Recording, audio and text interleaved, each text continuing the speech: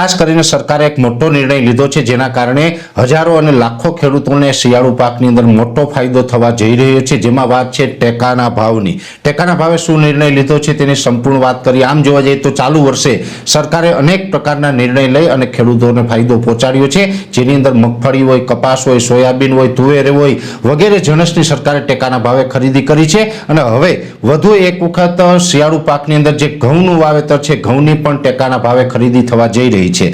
ઘઉંની અંદર જોવા જઈએ તો સરકારે જે નોટિફિકેશન બહાર પાડેલું છે એ મુજબ જોવા જઈએ તો ઘઉંનું જે ટેકાના ભાવે સરકારે ખરીદવાની છે, તો ઘઉં જો ટેકાના ભાવે ખરીદશે એની નોંધણી છે એ 1 ફેબ્રુઆરી 2026 થી એ નોંધણી ચાલુ થઈ જશે। એટલે આપણે જે વીસી પાસે નોંધણી કરાવતા હોય હરેક વખતે આપણે ટેકાના ભાવે જ્યાં ગ્રામ પંચાયતની અંદર વીસી પાસે નોંધણી કરાવીએ ત્યાં જ નોંધણી કરાવવાની રહેશે।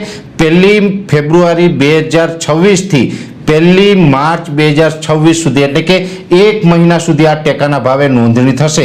એટલે સમય પણ આપણે ખૂબ સારો આપ્યો છે। તો 1 મહિનાની અંદર જે પણ ખેડૂત ભાઈઓએ ઘઉંનું વાવેતર કરેલું હોય અને ટેકાના ભાવે વેચાણ કરવા માંગતા હોય તો 1 ફેબ્રુઆરીથી લઈ અને 1 માર્ચ સુધી 1 મહિનાની અંદર આનું રજીસ્ટ્રેશન છે એ આપણે વીસી પાસે જઈને કરાવી દેવું। ખાસ કરીને ઘઉંની જે ટેકાના ભાવની જે નોંધણી થઈ જશે પછી એ ખરીદી છે એ 4 માર્ચ 2026 થી એની નોંધણી ચાલુ થઈ જશે।